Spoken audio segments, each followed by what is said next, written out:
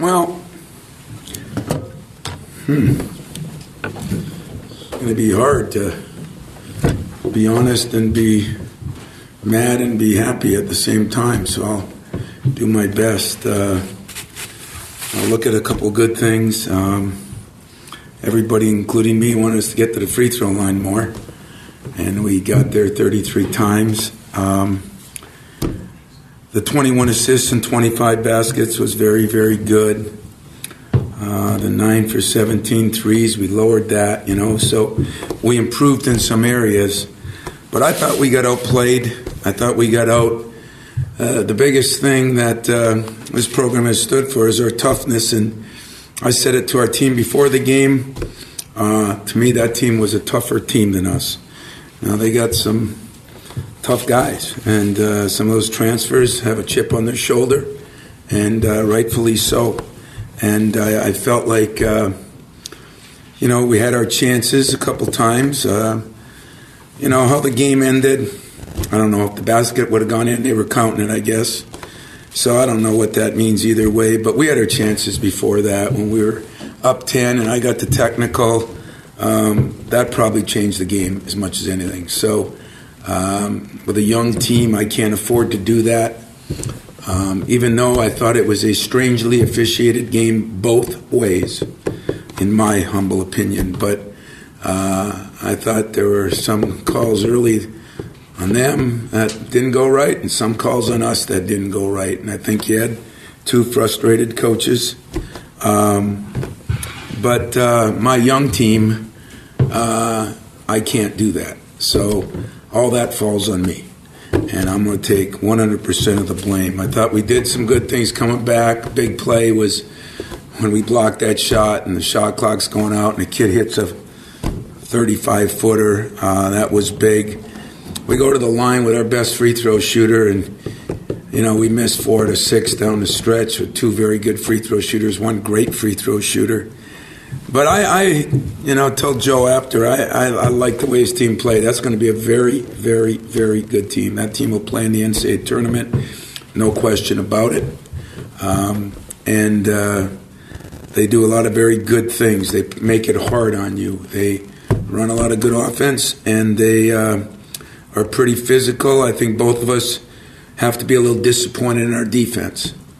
I don't think they played great defense. And I know we didn't play great defense.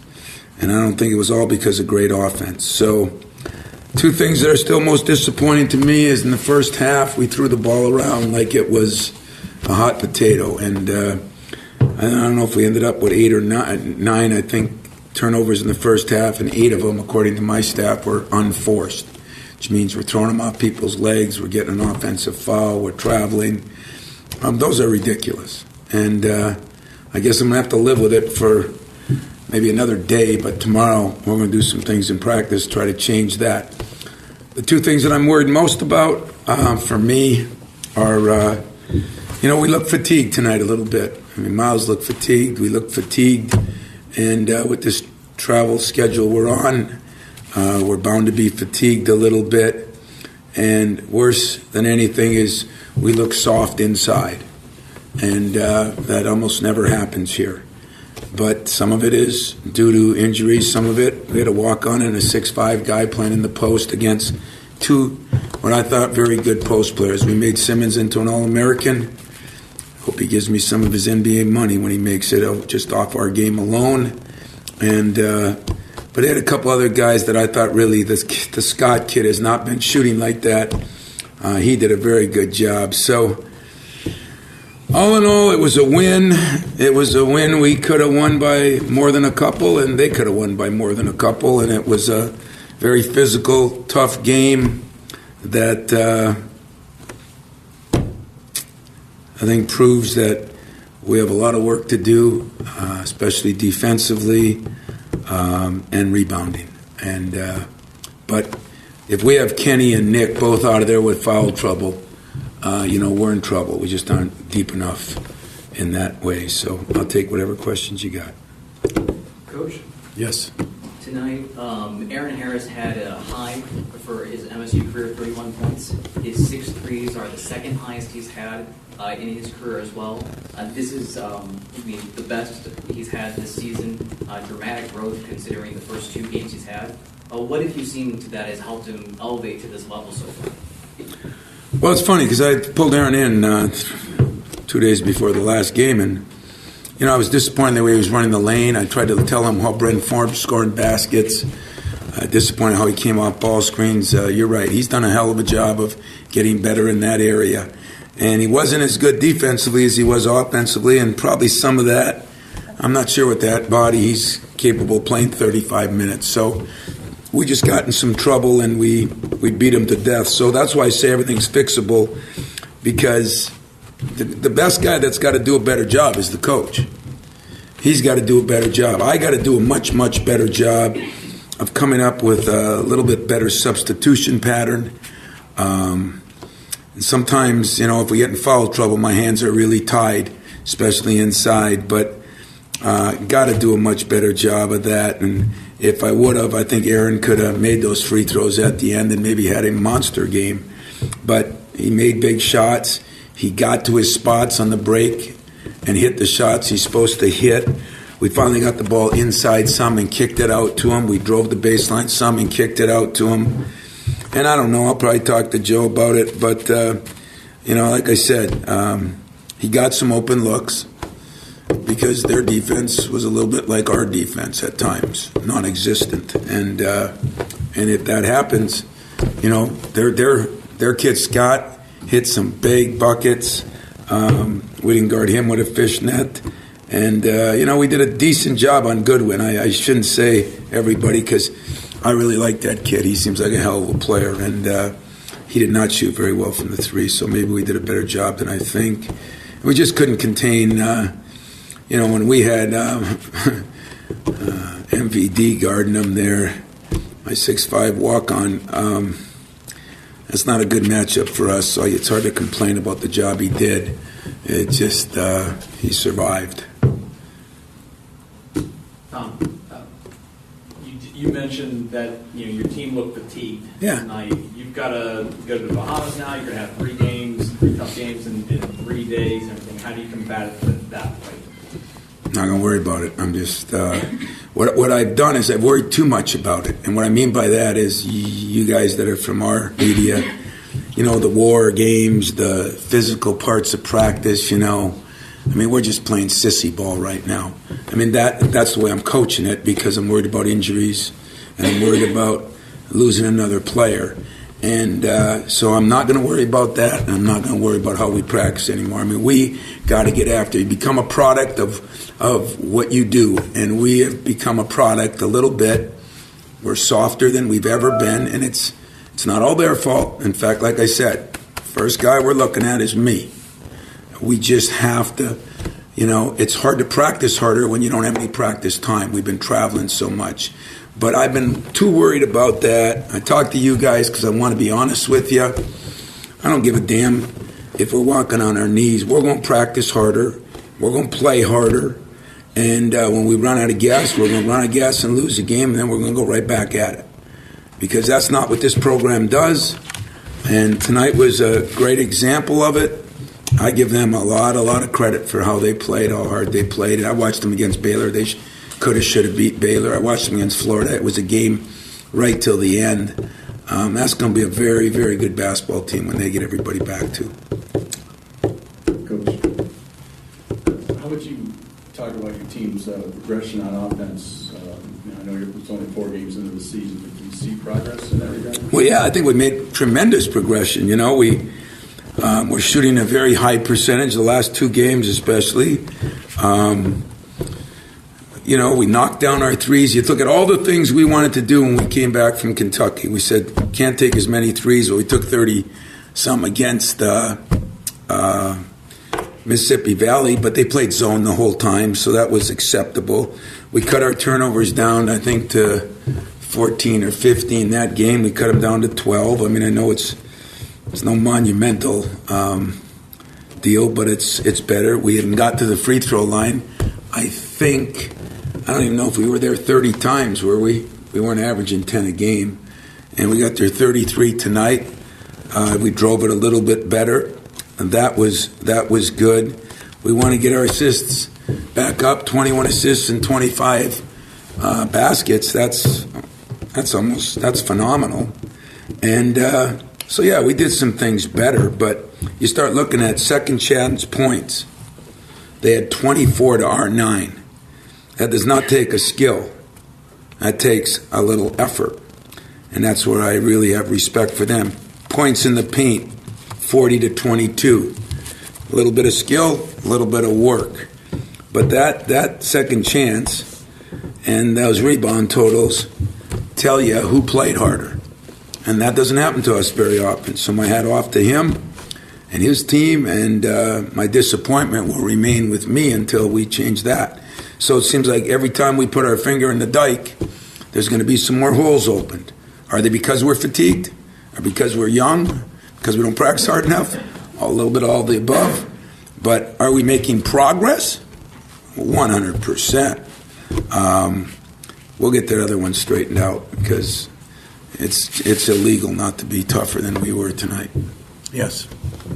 You talked a little bit about Miles, kind of looking fatigued a little bit. Is part of that some maybe the attention that he's drawn from those first couple of games, and how much of it do you think is also having to play a little bger? Maybe that I don't think the bigger is some, because in the first half, I mean, he was playing the same more often than not. I think I think he's asked to do a lot. He played 37 minutes tonight, like I said, with him and Aaron. And I'm going to always refrain from saying this because I said it before. Other teams have other players that play 37, 38 minutes.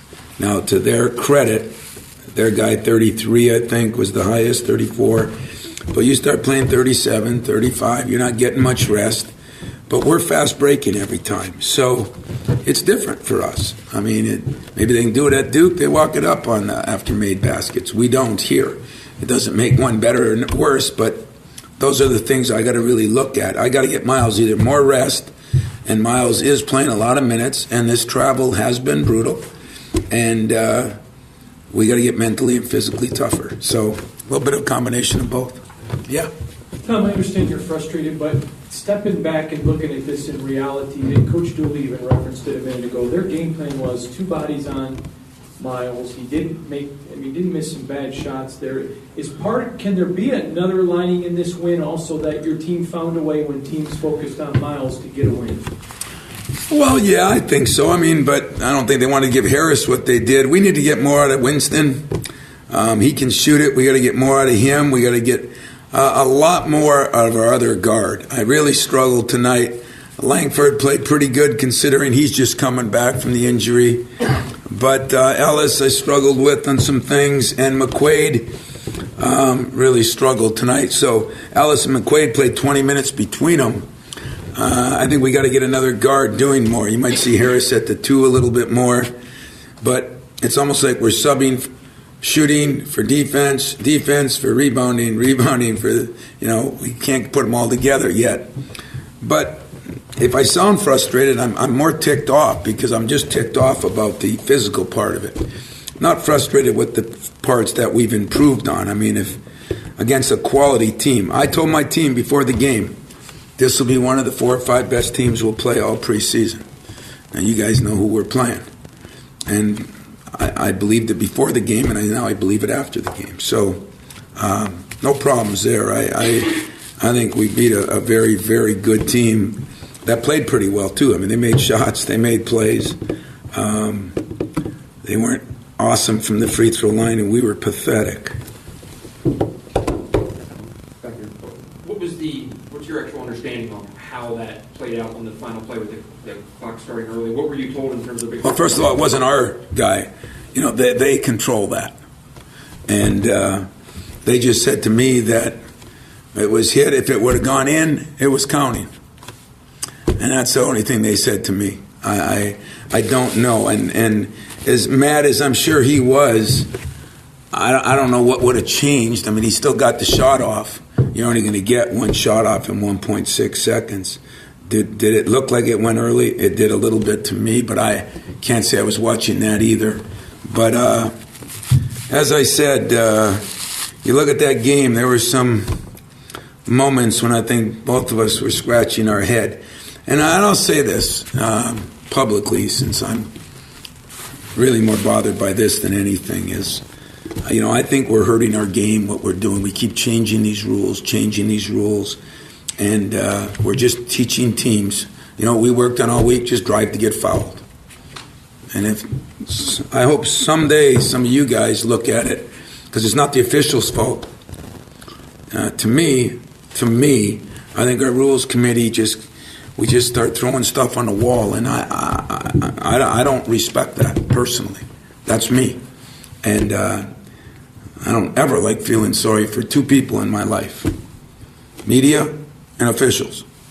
And I feel sorry for both of you, because the officials have to call them, and the poor media's got to sit there and figure out, what's right and wrong. So I just think that there's a lot of bumping, and sometimes there's no bumping, and it's hard. It's hard for them. But we have, instead of having a game where, like San Antonio or like Golden State, where that ball's moving, we got a game where it's catch, drive, try to get fouled. I don't like that. And one thing, just for clarification on that, did they tell you anything about in terms of when the clock was started on the belt, whatever the thing that the control uses? Well, what they do, I don't know what they did. When it touched the hand, they pushed the button. I don't know if he pushed it early. I don't know what he did on that, but there was no clarification on that. It's just that that's who starts it. Anything else? I'm getting ready to go to the Bahamas, I guess. You are? For you, well, I wish. Oh, I thought you said I am. Looking at what this means for Tom. Yeah. I guess how much did you put into that to get it back there, and what's that going to be like for you guys? Guys, I've had a lot of great players, and I've had a lot of great kids, but there's been nobody. I told you, Draymond told me it 3 years ago. This kid is just, I think he's got wings. I mean, if you talk to him, the most appreciative kid in this society of selfishness that I've ever met, that I ever know. I'd die to have my kid turn out like Tom. And for him to get a chance to go home and play where a lot of those people never saw him play. He left when he was 13 years old. And I don't know, I'm a little nervous about what it'll do for him, but I'm more excited about what it'll do for him. It's going to be the most important thing in the world. His brother happened to be here this weekend. He goes to school down in Texas, and just watching the emotion of those two, it'll be interesting. It'll be real interesting. But I appreciate the opportunity to be a part of seeing somebody do something that is going to be so meaningful in his life. I mean, that really, the championships are great and the wins are great, but watching a kid well up even tonight when they said, now we go to the tournament. I mean, it was a big deal to him, and I think it'll be an incredible experience. It'll be maybe the memory makers of all memory makers, and I'm just happy I get to be a small part of it. Yes? Coach, you mentioned earlier about the local free throw shooting. Mm-hmm. Just southeast of here, Drummond's known for his local free throw shooting. It's up 15% this year. He did virtual reality training where he could visually see a perfect shot over and over.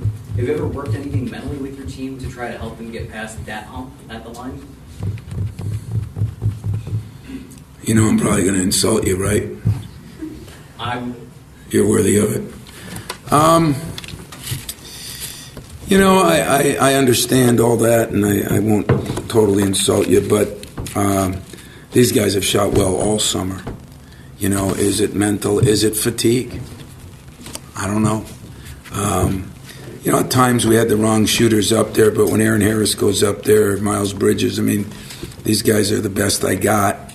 And Cassius Winston, I told him I think he has a chance to break. I don't know if it's Skiles or record. I mean, he's a phenomenal free throw shooter. But if I did want to go to the shrinks or I said virtual reality, if I did want to do that, it'd have to be around Christmas, because between now and then, I don't think I have enough time. Unless we did it on the plane. Maybe we'll fly that guy in on the plane and he can, and I'm not trying to make fun, but I mean,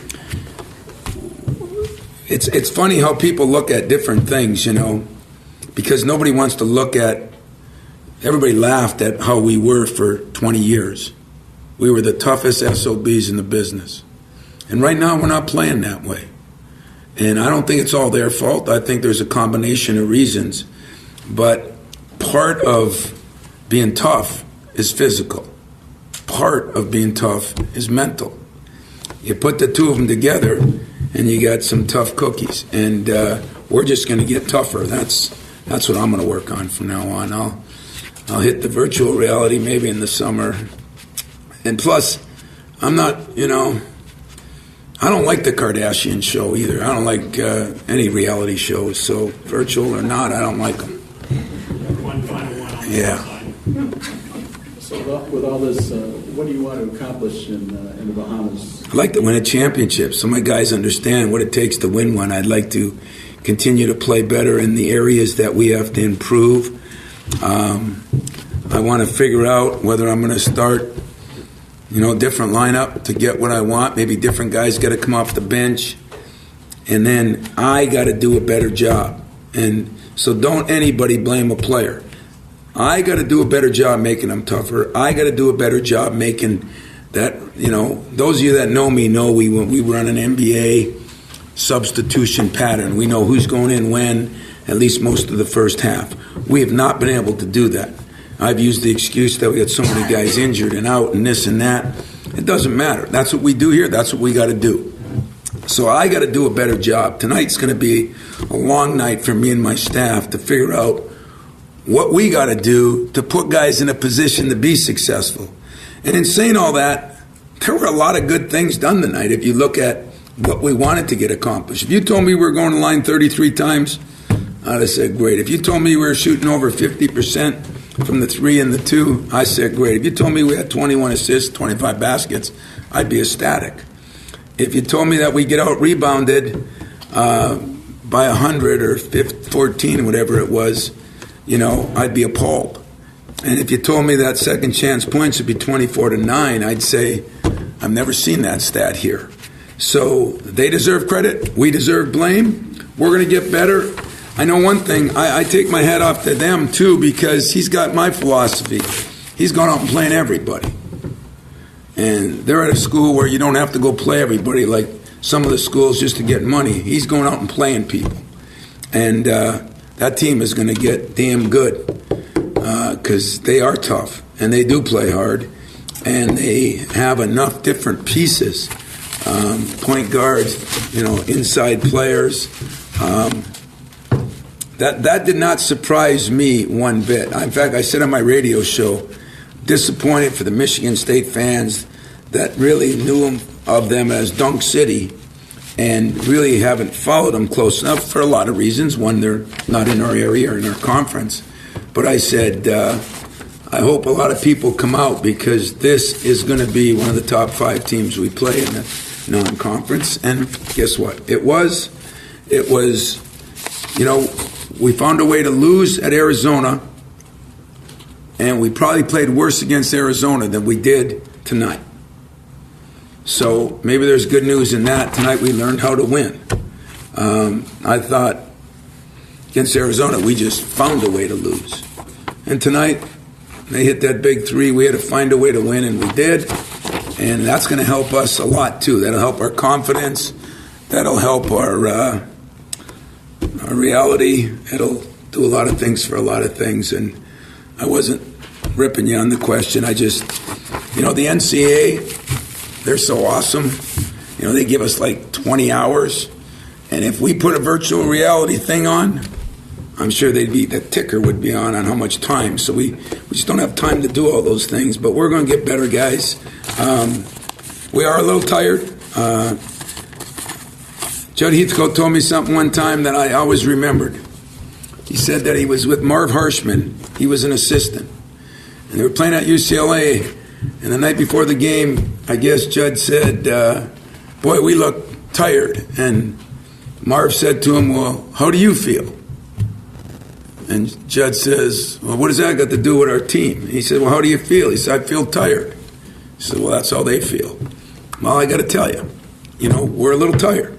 So I'm sure even though they're 18, 20 years old, they do more work than we do. So we got to find a way to just get around it, guys, and we're going to do it. We're going to find a way. There was a lot of encouraging things. The discouraging ones are what our medal's all about here. It's who we are. And that culture is never going to change as long as I'm here. So we're going to figure out a way to get that part back. We still might miss free throws. We still might turn it over a little bit more. But our defense and our rebounding is going to improve. I don't care if I got 5 little tiny guys out there, okay? Thanks a lot.